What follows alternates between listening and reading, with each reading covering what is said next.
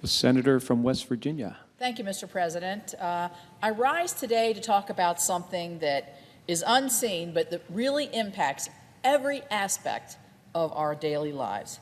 Something that has major implications on the future of my state and many rural states, just like yours, Mr. President, in your rural areas. And that is reliable broadband connections and the implementation of service in our unserved and underserved areas. Internet connection is something that we often take for granted. Certainly in the DC area we do, especially in our cities and our urban communities. It's a mainstay of so many facets of our life. So just think about it. We rely on internet connection for our communication with our family and friends, our emergency services, obtaining information. Oh boy, I've already been done that about 5 times today, getting some additional information.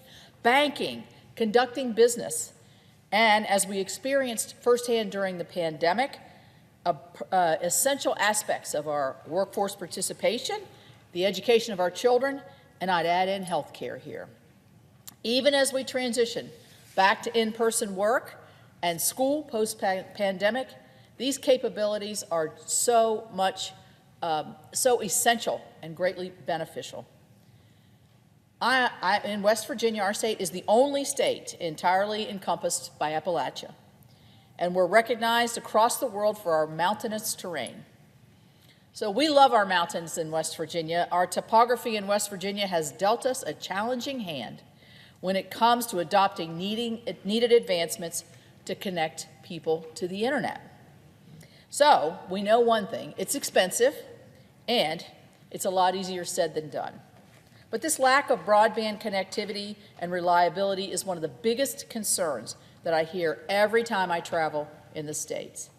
That's because our homes, our schools, our hospitals, our health clinics, our churches, our businesses, if they lack the appropriate level of connectivity or lack it entirely, you're behind.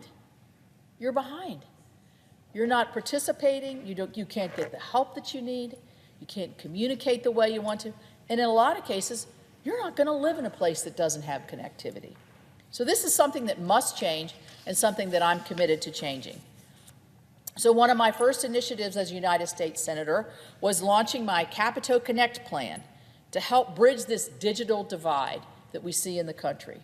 The plan served as a roadmap for bringing affordable, high-speed internet connection and access to our homes, our businesses, and our classrooms throughout the state.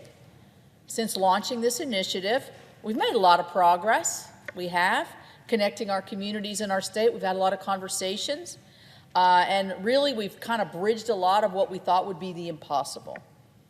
We've expanded cellular service in Paw Paw, a very remote area, in Lincoln County, a very rural area, by initiating searches for providers.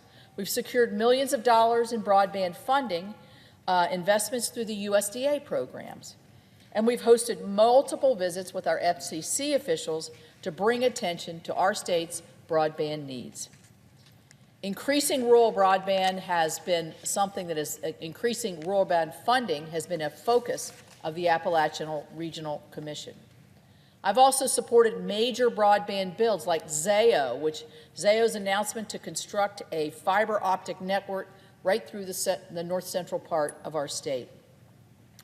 We've also been receiving critical feedback from listening sessions in all 55 counties, including soliciting all kinds of data back from folks in West Virginia onto our website. Also, when we were doing the effort for the bipartisan infrastructure law, I made sure, along with many others, that this was included because this is an essential part of our infrastructure, and we are making a difference. So we've made a lot of advances, we have, but there's still much more work to accomplish. And now's not the time to look back and see what we didn't do and how maybe we could have done it better. Now is the time to look forward to see where we are and where we're going to be. So we're at a really critical moment here, and one that we must take advantage of. We have all prioritized funding and provided funding for broadband in many different pieces of legislation.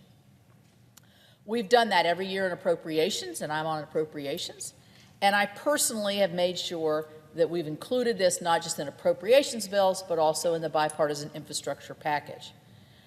So, on Monday, I was back home in West Virginia, got the chance to speak to some of the greatest young men and women in our state at Girls State, West Virginia Girls State, West Virginia Boys State. And it is clear in talking to some of them that our best and brightest are unlikely to stay in a state, our state, if they don't have this reliable broadband. It just doesn't make sense. The lack of internet connectivity will impact how they join the workforce, how they further their education, or perform the tasks of everyday living that have become so dependent upon broadband. So Congress has a needed, much needed, and very important role to play here. And I'm confident in our ability to rise to this occasion in the face of this challenge. But in order to distribute the unprecedented funding that is coming from the bipartisan infrastructure law to the communities and states that need it, we have got to have accurate data, and this has been a flaw in the system. That's why NTIA and FCC have been tasked with developing broadband, the national broadband map, to determine where the unserved and the underserved communities were located. Well, why is that important? Because much of the funding, as it should be, is not to up your service in an urban area, or up my service in Charleston, West Virginia, in a more, I would say, suburban type area, but it's to go to these unserved and underserved areas. We have to have accurate data. So with accurate data that we can work and then distribute those fundings as it should, as it's proper. There's no doubt that the first maps that came out in November were inaccurate. They failed to properly account for the connectivity needs. I know I can speak for my state, but I'm sure it's the same all across the country. And this is something that our state of West Virginia, we really took it personally, because we know that this is a once-in-a-lifetime chance to really get it right. So they invited challenges. They said, if you think that if you can identify a residence or a home or a business that is not that is shown as being served and you're unserved or underserved, then you can challenge the map to say that's an inaccurate recording of the status of my broadband connectivity. So we had over 120,000 challenges, of which 86,000 of these were accepted. That means they went back and looked, and working with our state broadband council, who's done a phenomenal job, they went back and looked and found that 86,000 homes or businesses that were recorded as being served in actuality had either no service or very little service, something that was considered underserved. So this is going to help us as the distribution of the larger sums of money come to actually provide the dollars to get to those places. So with these developments are encouraging, and the FCC will continue to improve this, and two future versions are being planned. The need for connectivity remains.